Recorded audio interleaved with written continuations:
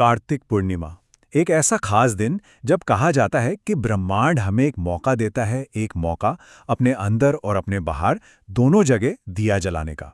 तो चलिए आज इसी पवित्र दिन के आध्यात्मिक पहलू और इसकी गहराइयों को समझने की कोशिश करते हैं। ये बात कितनी गहरी है ना, कि एक इंसान अंदर और बाहर दोनों जगह दिया जला सकता है। मतलब कार्तिक पूर्णिमा सिर्फ बाहर के रीति रिवाजों का दिन नहीं है, बल्कि ये अपनी आत्मा को, अपने अंदर को रोशन करने का भी दिन है। तो चलिए इस आध्यात्मिक सफर पे निकलते हैं। तो आज हम क्या क्या देखने वाले हैं? देखिए, हम बिल्कुल दिन के हिसाब से चलेंगे। सबसे पहले इस त्योहार का महत्व क्या है वो समझेंगे, फिर सुबह की पवित्र शुरुआत कैसे होती है, दिन भर भक्ति और सेवा का क्या मतलब है, शाम को जो दियों का त्योहार होता है वो, और आखिर में हम बात करेंगे उस अंदरूनी रोशनी की, उस इनर लाइट की। चलिए तो शुरू करते हैं पहले हिस्से से। देखिए, सबसे जरूरी बात ये समझना है कि ये दिन सिर्फ कुछ रस्में निभाने के लिए नहीं है, बल्कि ये एक बहुत बड़ा मौका है खुद को शुद्ध करने का, अपने अंदर झांकने का। इस दिन की सारी खूबी आप कह सकते हैं एक दोहरी बात में छिपी है। मतलब जो भी काम हम बाहर कर रहे हैं, जैसे घर में दिए जलाना, वो असल में हमारे अंदर चल रही एक गहरी प्रक्रिया का प्रतीक है। बाहर जलने वाला हर एक दिया मानो हमारे अंदर के अंधेरे को दूर करने का एक जरिया बन जाता है। अब बात करते हैं दिन की शुरुआत की। कहते हैं ना, किसी भी आध्यात्मिक सफर की नींव सुबह सुबह ही रखी जाती है। तो ये जो सुबह के रिचुअल्स हैं, ये सिर्फ शरीर के लिए नहीं हैं, ये मन और आत्मा को साफ करने के लिए भी उतने ही जरूरी हैं। दिन की शुरुआत होती है ब्रह्म मुहूर्त में, यानी सुबह 4 से 6 बजे के बीच। माना जाता है कि इस वक्त ना ब्रह्मांड की जो ऊर्जा होती है वो अपने पीक पर होती है, सबसे शुद्ध और शक्तिशाली। साधना के लिए इससे बेहतर वक्त कोई नहीं। और इसके ठीक बाद पवित्र जल से स्नान, जो सिर्फ शरीर की सफाई नहीं है, बल्कि ये एक तरह से हमारी पूरी एनर्जी की शुद्धि है। और यहीं पर सबसे जरूरी चीज सामने आती है, संकल्प की शक्ति, मतलब आपका इरादा। जब कोई नहाते समय ये संकल्प लेता है तो एक मामूली सा काम एक बहुत शक्तिशाली आध्यात्मिक प्रैक्टिस बन जाता है। ये फिर सिर्फ शरीर धोना नहीं रह जाता, बल्कि ये एक वादा बन जाता है अपने मन और अपने कर्मों को भी शुद्ध करने का। अच्छा, तो जब एक बार खुद की शुद्धि हो गई, तो अब ध्यान बाहर की दुनिया की तरफ जाता है। अब बात आती है भक्ति और सेवा की, जहां कोई भी अपनी ऊर्जा को भगवान और दूसरों की भलाई में लगाता है। इस दिन मुख्य तौर पर 3 देवी देवताओं की पूजा होती है: भगवान विष्णु, देवी लक्ष्मी और भगवान शिव।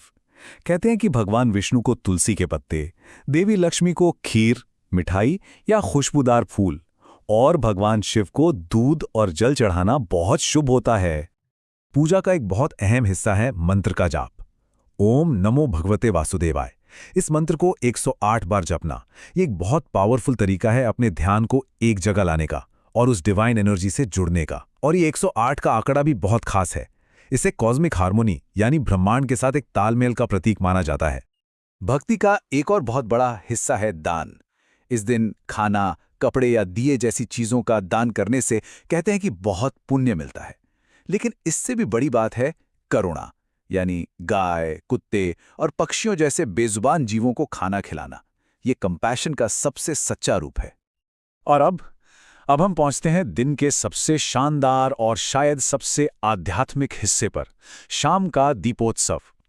ये वो वक्त है जब बाहर की रोशनी और अंदर की भक्ति दोनों मिलकर कुछ कमाल का माहौल बना देती हैं। तो सवाल ये है कि आखिर दिए जलाने का यानी दीपदान का इतना महत्व क्यों है? देखिए, ये सिर्फ एक रस्म नहीं है। दिए की जो लौ होती है ना, वो अज्ञान के अंधेरे को मिटाने का प्रतीक है, और ज्ञान, पवित्रता और पॉजिटिविटी की रोशनी फैलाने का प्रतीक है। हाँ, और ये भी बहुत मायने रखता है कि दिए कहाँ जलाए जा रहे हैं। कुछ खास जगहें बताई गई हैं, जैसे घर का मेन दरवाज़ा, तुलसी के पौधे के पास, घर के आंगन में, और अगर मुमकिन हो तो किसी नदी या तालाब के किनारे। इन जगहों पर दिया जलाना बहुत ही शुभ माना जाता है।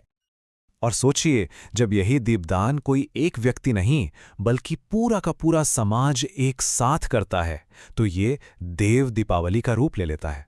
जरा कल्पना कीजिए, काशी या हरिद्वार के घाट और वहां जलते हुए लाखों दिए। वो सिर्फ देखने में सुंदर नहीं होता, वो एक कलेक्टिव कॉन्शियसनेस, एक सामूहिक भक्ति की इतनी जबरदस्त एनर्जी होती है जो आध्यात्मिक पुण्य को पता नहीं कितने गुना बढ़ा देती है।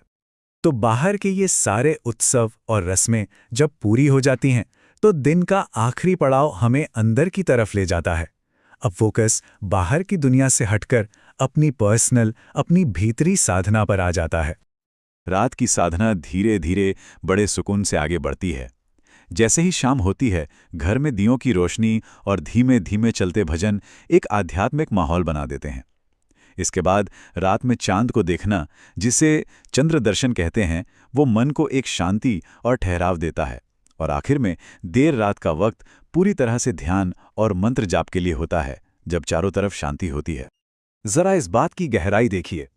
पूर्णिमा की रात को किया गया 1 घंटे का ध्यान 100 दिनों की साधना के बराबर है। ये बात पूर्णिमा की रात के असाधारण आध्यात्मिक महत्व को बताती है। ऐसा क्यों? क्योंकि माना जाता है कि इस रात चांद की एनर्जी अपने चरम पर होती है और ये एनर्जी ध्यान और साधना के असर को कई गुना बढ़ा देती है। तो ये चंद्रदर्शन है क्या आखिर? असल में ये एक बहुत ही सरल लेकिन उतनी ही गहरी प्रैक्टिस है। बस पूर्णिमा के पूरे चांद को देखना है और चुपचाप मन ही मन अपने जीवन में शांति, सुकून और रोशनी के लिए प्रार्थना करनी है। ये कुदरत की उस दिव्य ऊर्जा से जुड़ने का एक बहुत ही खूबसूरत तरीका है।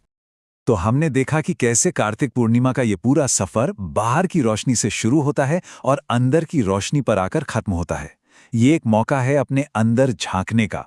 तो सोचने वाली बात यह है कि इस कार्तिक पूर्णिमा पर किसी का अंदरूनी दिया किस चीज को रोशन करेगा? क्या वो ज्ञान होगा, करुणा होगी, या फिर मन की शांति?